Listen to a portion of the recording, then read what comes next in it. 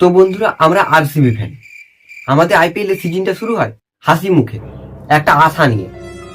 আর সিজনটা শেষ হয় যখন তখন মুখে হাসিটা থাকে না, কিন্তু মনে আশাটা থেকে যায় যে পরের বছর দেখা যাবে। এভাবেই চলছে কয়েক বছর, ওই মাত্র 17 বছর মতো হবে। কিন্তু হ্যাঁ, সাপোর্ট করবো কিন্তু তবে শুধুমাত্র আরসিবি, না হয় পরের বছরে একটু কেঁদে নেবো। তবে হ্যাঁ, এই কথাটা কিন্তু আমি জোর দিয়ে বলতে পারি যে আরসিবির ফ্যানরা কিন্তু একদম লয়াল হয়। তুমি এমন একটা ফ্যান দেখাও যে আরসিবি টপই পায়নি বলে অন্য টিমের ফ্যান হয়ে গেছে, অন্য টিমকে সাপোর্ট করছে, পারবে না। কারণ আমরা মন থেকে ভালোবাসি টিমটাকে। আবার আমি আইপিএল এ এমনও কিছু ফ্যান দেখেছি যারা গিরগিটির থেকেও রং বদলায় নেতারা, আবার নেতাদের থেকেও এরা 2 পায় এগিয়ে। এবেলা মুম্বাই তো বেলা চেন্নাই।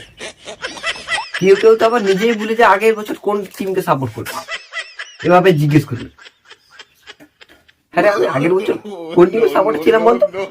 কেন, ওই তো ডিসির। ও, তাহলে এবছর এসআরএইচ হতে হবে। এইভাবে সঙ্গে সঙ্গে রং বদলে ফেলবে, বুঝতেই পারবে না।